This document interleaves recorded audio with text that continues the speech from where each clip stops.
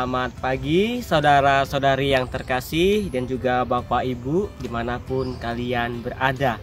Salam jumpa lagi bersama saya dalam renungan singkat pada hari ini, yakni hari Sabtu dalam Minggu Paskah yang kedua. Saudara-saudari yang terkasih, Injil yang akan kita renungkan yaitu dari Injil Markus bab 16 ayat 15 sampai 20. Dan juga hari ini kita merayakan pesta Santo Markus pengarang Injil. Dalam bacaan Injil hari ini, Tuhan Yesus mengutus murid-muridnya. Kita bisa lihat di dalam ayat ke-15, Yesus berkata, "Pergilah ke seluruh dunia, beritakanlah Injil kepada segala makhluk." Markus mengakhiri catatan Injilnya dengan penampakan Yesus yang terakhir kepada para rasul sebelum kenaikannya ke surga. Kepergian dan kenaikan Yesus adalah akhir sekaligus awal bagi murid-muridnya. Sementara itu adalah akhir dari kehadiran fisik Yesus di hadapan murid-muridnya yang terkasih. Hal itu menandai awal kehadiran Yesus dengan mereka dengan cara yang baru. Yesus berjanji bahwa Ia akan bersama mereka sampai akhir zaman.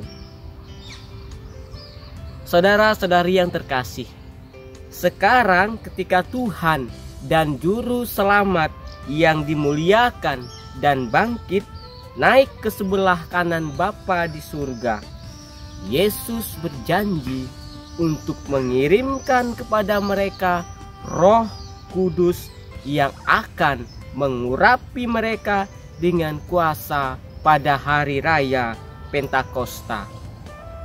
Sama seperti Yesus diurapi untuk pelayanannya di sungai Yordan. Ketika Tuhan Yesus pergi secara fisik dari para rasul, mereka tidak ditinggalkan dalam kedukaan atau kesedihan, tetapi sebaliknya mereka dipenuhi dengan sukacita dan dengan antisipasi besar akan kedatangan Roh Kudus. Kata-kata terakhir Yesus kepada para muridnya menunjukkan pada misi penyelamatannya, dan misi mereka itu menjadi saksi kematiannya yang menebus dosa dan kebangkitannya yang agung menuju kehidupan yang baru bagi semua orang yang percaya kepadanya. Saudara-saudari yang terkasih, tugas mereka adalah untuk memberitakan kabar baik Injil tentang keselamatan, tidak hanya untuk bangsa Israel, tetapi juga untuk semua bangsa. Kasih dan karunia keselamatan Allah bukan hanya untuk segelintir orang atau untuk suatu bangsa, tetapi juga untuk seluruh dunia, bagi semua yang akan menerimanya. Saudara-saudari yang terkasih, Injil adalah kuasa Allah, kuasa untuk mengampuni dosa, untuk menyembuhkan, untuk membebaskan dari kejahatan dan penindasan, dan untuk memulihkan kehidupan. Pertanyaan refleksi bagi kita, apakah kita percaya pada kuasa Injil? Saudara-saudari yang terkasih, Kristus memanggil setiap orang yang percaya untuk menjadi duta kabar baiknya.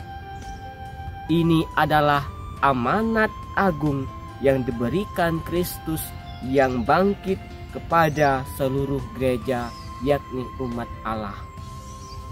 Semua orang yang percaya telah diberi bagian dalam tugas ini. Saudara-saudari yang terkasih, untuk menjadi pemberita kabar baik dan duta besar untuk Yesus Kristus, satu-satunya penyelamat dunia.